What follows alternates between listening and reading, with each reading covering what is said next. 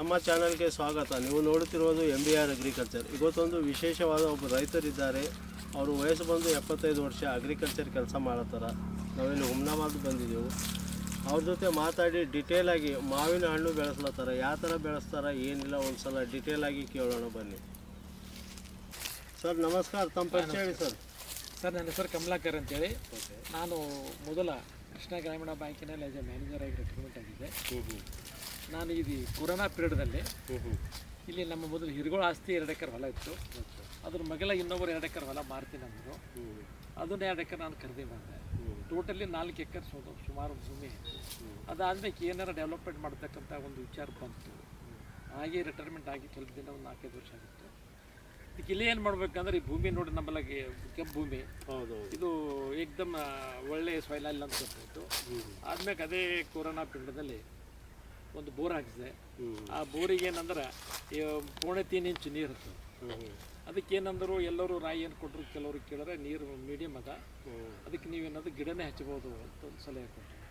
ಅದಕ್ಕೇನು ಮಾಡೋದಂದ್ರೆ ನಾನು ಗಿಡ ಅಂದರೆ ಯಾವ ಗಿಡ ಹಚ್ಬೇಕಂತ ಹೇಳ್ಕೊಂಡು ಮಾವಿನ ಗಿಡ, ಜಾಪು ಗಿಡ, ನೇಳು ಗಿಡ ಹಚ್ಬೇಕಂತ ನಿರ್ಧಾರ ಮಾಡ್ತೀವಿ.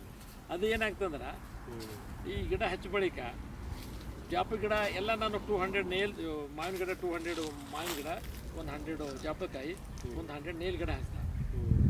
ಆ ಜಾಪಕಾಯಿ 1 ಇಯರ್ ಒಳಗೆ ಫಲ ಬರ್ತಾ ಇದೆ. ಅದು ಬರ್ತಾ ಇದ್ರೆ ಏನಂತಂದ್ರೆ ನಮ್ಮಲ್ಲಿ ಗಿಡ ಕಡಿಮೆ ಇದ್ದ ಸಲಕ ಮಾರ್ಕೆಟಿಂಗ್ ಸಮಸ್ಯೆ ಆಗ್ತದೆ. ಪೇಪರ್ ಯಾರು ಬರ್ತಾ ಇದ್ದಿಲ್ಲ, ನಮಗೆ ಹೋಗಿ ಮಾರ್ಲಿಕ್ಕೆ ಆಗಲ್ಲ, ನಮಗದ ಅಷ್ಟು ಇನ್ವಾಲ್ವ್ಮೆಂಟ್ ಆಗಲ್ಲ ಇತ್ತು. ಅದಕ್ಕೆ ಕೆಲವರಿಂದ ಸಲಹೆ ಕೊಟ್ಟರು, ಅವು ಗಿಡ ಹಿಂದೆ ಸಣ್ಣ ಹೀಗೆ ತೆಗೆದು ಬಿಡ್ರಿ ಅಂದ್ರೆ ಅವು ಮತ್ತು 100 ಜಾಪಕಾಯಿ ತೆಗೆದು ಮತ್ತು 100 ಮಾವಿನ ಗಿಡ ಹಚ್ಚಿಬಿಟ್ಟ.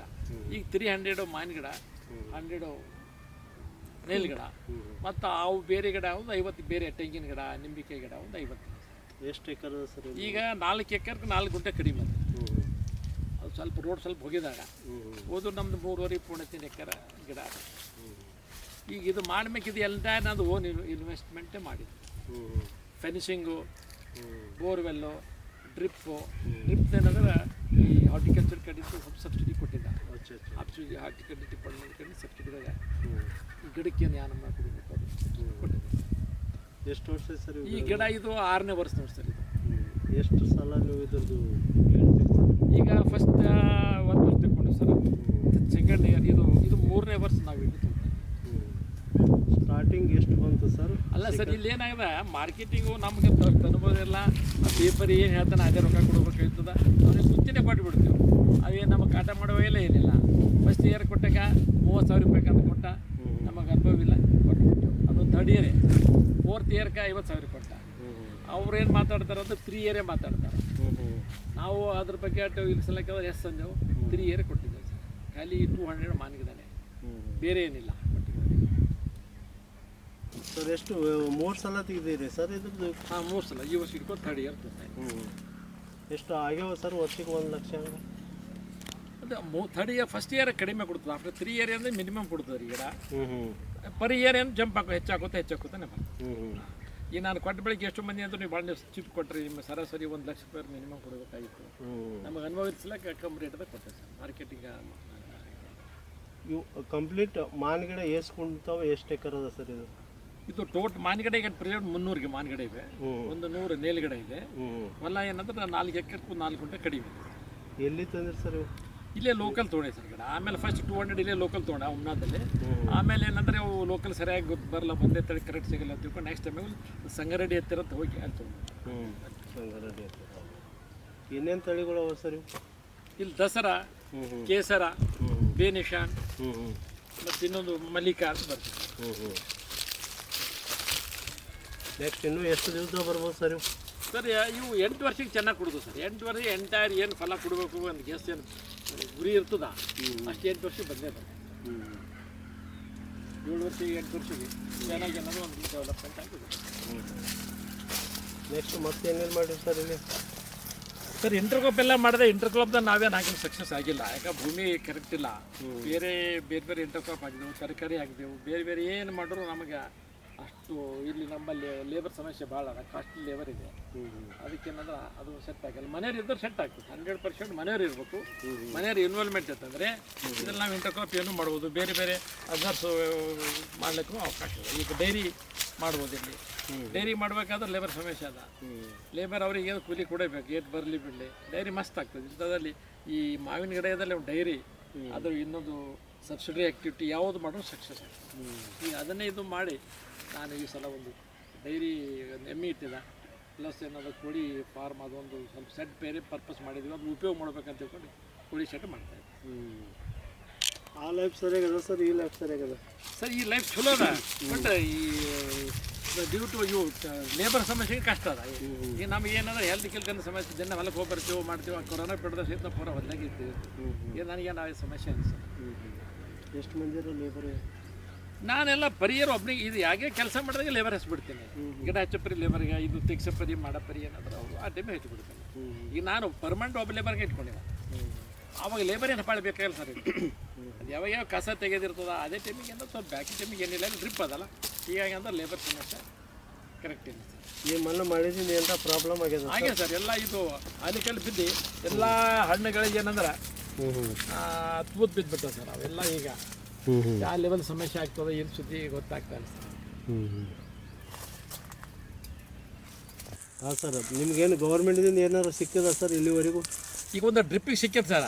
ಸೆಡ್ ಕಟ್ಟುವಾಗ ನಾವು ಹೋಗಿ ಅವ್ರಿಗೆ ಕೇಳಿದಾರ, ನೀವು ಆಲ್ರೆಡಿ ನೀವು ಬೇಸ್ಮೆಂಟ್ ತನಕ ತಂದಿರಿ, ನಮಗೆ ರಿಕ್ವೈರ್ಮೆಂಟ್ ಪ್ರಕಾರ ನೀವು ಕಟ್ಲಿಕ್ಕೆ ಬರೋದಿಲ್ಲ, ಕುಡ್ಲಿಕ್ಕೆ ಬರೋದಿಲ್ಲ ಅಂತ ಹೇಳ್ತಾರೆ ಸರ್. ರಿಕ್ವೈರ್ಮೆಂಟ್ ಅಲ್ಲದೆ ನಿಮ್ಮ ಸ್ಕೀಮ್ ಏನಿರ್ತಲ್ಲ ನಾನು ಅಪ್ರಿಷಿಯೇಟ್ ಮಾಡಿದ್ದೇನೆ. ಈ ಫಾರ್ ಎಕ್ಸಾಂಪಲ್ ಮೇಲೆ 20/30 ಅದ, ನಾನು ಅದಕ್ಕಿಂತ ಸ್ವಲ್ಪ ಕಡಿಮೆ ಮಾಡಿದ ನನಗೆ ಫಂಡ್ ಕಮ್ಮಿ ಕೊಡಬೇಕಲ್ಲ. ಇಲ್ಲ ಇಲ್ಲೇ ಅಂತ ಹೇಳ್ಬಿಡ್ತಾರೆ ಸರ್. ನಿಮಗೆ ಕೊಡ್ಲಿಕ್ಕೆ ಬರಲಿಲ್ಲ ಅಂತಾರೆ ಸರ್. ಇರೋದೇ ಸ್ವಲ್ಪ ಜಮೀನು ಇರ್ತವೆ, ಒಂದೇ ಹೊಲದಾಗ 4 ಶೆಡ್ ಕಟ್ಲಿಕ್ಕೆ ಆಗ್ತದೆ ಯಾರಾದ. ಯಾಸ್ ಪರ್ ಸ್ಕೇಲ್ ಕೊಡ್ಬೇಕು. ಬಿಲ್ಡಿಂಗ್ ಹೆಂಗದ ನಿಮ್ಮ ಅದು ಏನು ಬರ್ತಾ ಆ ಪ್ರಕಾರ ಮಾಡೋದಿಲ್ಲ ಸರ್. ಎನ್ಕರೇಜು ಡಿಪಾರ್ಟ್ಮೆಂಟ್ ಕರೆಕ್ಟ್ ಆಗಲ್ಲ ಸರ್. ಏನು ಹೋದಾಗ ಕರೆಕ್ಟ್ ಹೇಳಲ್ಲ. ಏನೇ ಒಂದು ನೆವರ ಹೇಳ್ತಾರೆ, ನೀವು ಮುಂದೆ ಹೋಗಿ ತಿಂಗಳು ಬರಬೇಕಾಗಿತ್ತು, ಈಗಿಲ್ಲ ಹೇಳ್ತಾರೆ. ಅಲ್ಲಿ ಯಾರು ಹೊರಗೆ ಕೇಳೋ ಇಲ್ಲರಿ, ಅದೇನು ಹಂಗೆ ಟಾರ್ಗೆಟ್ ಇಲ್ಲ, ಒಟ್ಟೆ ಎಷ್ಟು ಮಂದಿ ಬಂದರೂ ಕೊಡ್ತಾರ ಅಂತ ತಿಳ್ಕೊಂಡು ಪೇಪರ್ ಸ್ಟೇಟ್ಮೆಂಟ್ ಇರ್ತದ. ಅಲ್ಲಿ ಹೋದ್ರೆ ಏನಾದ್ರ 5 ಮಂದಿಗದ 10 ಮಂದಿಗದ, ಆಲ್ರೆಡಿ ಬುಕ್ ಆಗ್ಯಾವ, ನೀವು ಮೊದಲೇ ಬಂದಿಲ್ಲ. ಈ ಪ್ರಕಾರ ಒಂದು ಹೇಳ್ತಕ್ಕಂಥ ಟ್ರೆಂಡ್ ಅದ ಸರ್ ಡಿಪಾರ್ಟ್ಮೆಂಟ್ ಅದ ಸರ್. ಹಾಂ, ಕರೆಕ್ಟ್ ಗೈಡ್ ಮಾಡೋಣ ಸರ್. ಅದು ಸ್ವಲ್ಪ ಚೇಂಜ್ ಆಗ್ಬೇಕು. ಚೇಂಜ್ ಆಗ್ಬೇಕು ಸರ್. ಅದು ಚೇಂಜ್ ಆದ್ರಿಂದ ರೈತರಿಗೆ ಒಳ್ಳೆ ಲಾಭ ಒಳ್ಳೇದಾಗ್ತದೆ ಸರ್. ಈಗ ನಮ್ಮ ಊರಲ್ಲಿ ಸರ್ ಈಗ ಇಷ್ಟು ಗಿಡ ಇದ್ದವ್ರು ನಂದೇ ಅದ ಸರ್.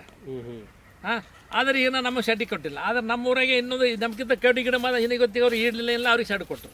ಕಾರಣ ಏನು ಸರ್? ಹಿಂಗೆ ಅದು ಎಲ್ಲ ಏನು ಹೇಳಕ್ಕೆ ಬರ್ತದೆ, ಅವೆಲ್ಲ ಓಪನ್ ಹೇಳಕ್ಕೆ ಆಗೋದಿಲ್ಲ.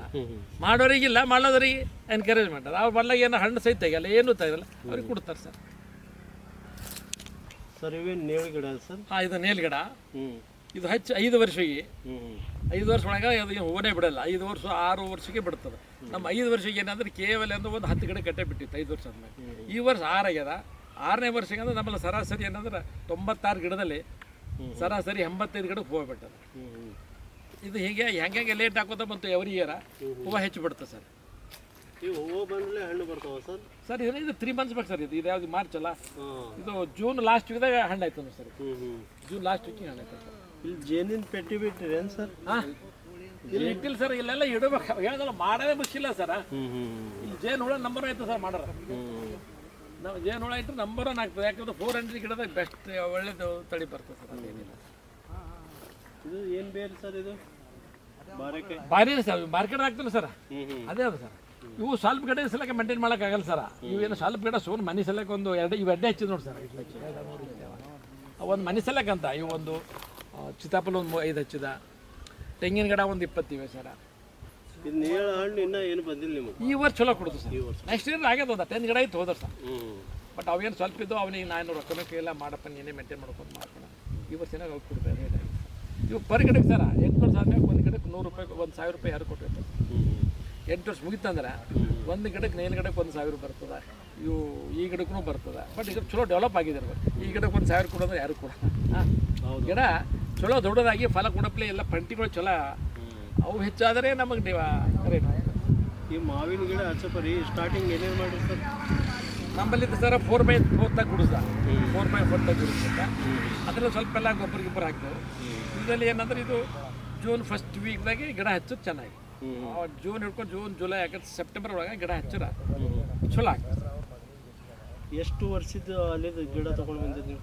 ಅಲ್ಲಿ ಯೂಸಲಿ ಏನಂದ್ರೆ 1 ಇಯರ್ ಇರ್ತದೆ ಸರ್. 1 ಇಯರ್ 2 ಇಯರ್ ತನಕ ತೊಂದರೆ ತಪ್ಪಿಲ್ಲ. 1 ಇಯರ್ 2 ಇಯರ್ ತನಕ